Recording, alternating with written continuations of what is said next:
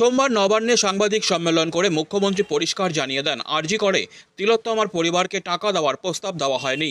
তিলোত্তমার পরিবার মিথ্যা কথা বলছে। সেই ইস্যুতে মুখ্যমন্ত্রীকে পাল্টা নিশানা করে তিলোত্তমার মা বলেন, মুখ্যমন্ত্রী মিথ্যা কথা বলছেন, টাকার অফার দেওয়া হয়েছিল। রাজ্যের মানুষকে উৎসবে ফেরার আহ্বান জানিয়েছেন মুখ্যমন্ত্রী। তা নিয়ে তিলোত্তমার মা জানান, আমার কাছে অমানবিক মনে হচ্ছে, কারণ আমি তো মেয়ের মা। তার সংযোজন আমার বাড়িতেও দুর্গাপূজা হতো, মেয়ে ঘরে করত, কিন্তু আমার বাড়িতে আর কোনোদিন দুর্গাপূজার আলো জ্বলবে না। আমার ঘরের বাতি নিভে গেছে, আমি কি করে মানুষকে বলবো উৎসবে ফিরতে। তিলোত্তমার মায়ের অভিযোগ, মুখ্যমন্ত্রী এই আন্দোলনকে গলা টিপে হত্যা করতে চাইছেন। তার হুঁশিয়ারি, কিন্তু যতদিন না বিচার পাবো ততদিন আমরা পথে থাকবো, আন্দোলনে থাকবো। কি ওর আগে পাবে তবে তো কাজে যোগ দেবে। ডাক্তাররা কি আন্দোলন চালাবে তাহলে?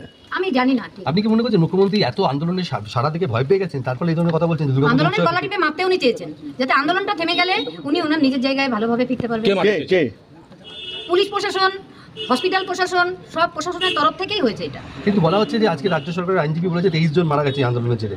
এটা কি এই ধরনের জিনিস কি আন্দোলনটাকে লঘু করা হচ্ছে? এক মাসে 23 জন কেন, অনেক পেশেন্ট মারা যায়। আমি তো আমার মেয়ের ওই যখন বাড়িতে আসতো দেখতাম ওর গ্রুপে লেখা হতো এই পেশেন্ট মারা গেছে, ওই পেশেন্ট মারা গেছে। 23 জন কেন, এক মাসে অনেক পেশেন্ট মারা যায়, ক্রিটিক্যাল পেশেন্ট। আন্দোলনের কি সম্পর্ক হতে পারে সেটা আমি মনে করি না। মুখ্যমন্ত্রী আন্দোলনকে ভয় পাচ্ছেন এই ধরনের কথা? আমি বলতে পারবো না, উনি কি পাচ্ছেন উনি জানবেন সেটা। দেখা গেল সুপ্রিম কোর্টের রাজ্যের আইনজীবী এরকম কথা বললে মুখ্যমন্ত্রী আন্দোলন থেকে সরে আসতে বলছেন, এটা উনি আইনানুগ ব্যবস্থার উপর হুঁশিয়ারি দিচ্ছেন। আপনারা পথে নেমেছেন, মানুষের সাথে আমরা পথে নেমেছি এবং পথে থাকবো যতদিন না বিচার পাবো, এটাই বলতে পারি। পথেই থাকবো। যেভাবে মানুষের কান্না আপনাদের দেখে, সেটা তো আপনারা তো মানে একটা স্বতঃস্ফূর্ত প্রতিবাদ দিচ্ছেন। হ্যাঁ, এখন মানুষের আন্দোলন উনি যদি প্রতিহত করে দিতে চান, আমাদের আন্দোলন করতে পারবেন না। আমরা বাবা মা হিসাবে আমরা আন্দোলন চালিয়েই যাবো। সবাই কাজ যে জাস্টিস চাইছে, এই সময় পুজোয় ফিরতে বলছে, উৎসবে ফিরতে বলছে, এটা কতটা অমানবিক বলে মনে হচ্ছে? আমার অমানবিক মনে হচ্ছে, কারণ আমি তো মেয়ের মা, আমি তো সন্তান হারিয়েছি, তাই আমার অমানবিক মনে হচ্ছে। আন্দোলনের জেরে এটা নিয়ে কি বলবেন? রাজ্যের পক্ষে আইনজীবী সুপ্রিম কোর্টে ডাক্তার বলবেন, ওগুলো আমি কি বলবো বলুন তো, আমি তো জানি না ওগুলো কিছু। মুখ্যমন্ত্রী ছিলেন আজকে সুপ্রিম কোর্টে, যে কি রায় হবে ভেবেছিলেন বা আজকে যা দেখলেন? হয়েছে, তবে আমি আশা ছাড়িনি, আশা তো আছেই আমার। ডাক্তারদের আন্দোলন থেকে সরে যেতে বললো, 5টার মধ্যে আন্দোলন তুলে নিতে বললো, নাহলে সরকার ব্যবস্থা নিলে আমাদের কিছু করার নেই, যেটা জানালো সুপ্রিম কোর্ট। এটা এবার ডাক্তাররা বুঝবে, কি বলবো আমি এটা। আপনার মেয়ের জন্য কিছু করতে চান কিনা সেটা জানতে চাওয়া হয়েছিল, এটা কি বলবেন? একদম মিথ্যে কথা বলেছেন উনি। টাকার অফার তো দেওয়াই হয়েছিল। কে মিথ্যা কথা বলছে? মুখ্যমন্ত্রী মিথ্যে কথা বলছেন। উনি তো বলছেন পরিবার টাকা চেয়েছিল, কখনো চাইনি। বরং উনি বলেছিলেন আপনার মেয়ে তো একটা পাবে, ওটা দিয়ে মেয়ে স্মৃতির জন্য কিছু বানিয়ে রাখবেন। আমি বলেছিলাম দিদি তখনই নেব যখন আমার মেয়ে বিচার পাবে এবং দোষীদের সাজা হবে, তখন আমি নিজে গিয়ে আপনার দপ্তর থেকে নিয়ে আসবো। এটাই উনি বলেছেন যে কোনো টাকার অফার করা হয়নি। টাকার অফার তো অবশ্যই করা হয়েছে। টাকার অফার ওই মুখ্যমন্ত্রী বলেছেন 1 মাস হয়ে গেছে, এবার উৎসবে ফিরুন, অনেক হয়েছে।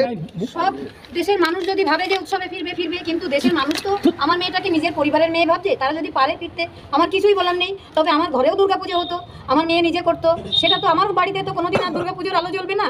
আমার ঘরের প্রদীপ নিভে গেছে, আমি কি করে মানুষকে বলবো উৎসবে ফিরতে বলুন? 1 মাস হয়ে গেছে। যদি মুখ্যমন্ত্রীর ফ্যামিলিতে এরকম ঘটনা ঘটতো, উনি কি পারতেন এটা বলতে?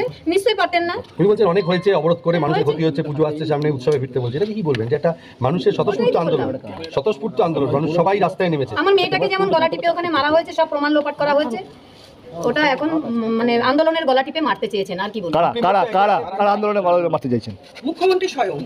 কারা দিদি? যে মিথ্যা কথা বলছে আমাদের দিদি, আমাদের নামে মিথ্যে কথা বলছে। আমাদের মেয়ে চলে গেছে, সেখানে আমরা মিথ্যে কথা বলবো? উনি আমাদের মেয়েটাকে আর ফিরিয়ে দিতে পারবেন না তো? আর কোনোদিনই তো আসবেন আমার বাড়িতে মেয়েটা। অন্যদিকে তিলোত্তমার কাকিমা বলেন, মুখ্যমন্ত্রী নিজেই একটা আর্থিক ক্ষতিপূরণের প্রস্তাব দিয়েছিলেন। মুখ্যমন্ত্রী অস্বীকার করেছেন যে পুলিশের তরফ থেকে কোনো টাকার প্রস্তাব দেওয়া হয়নি।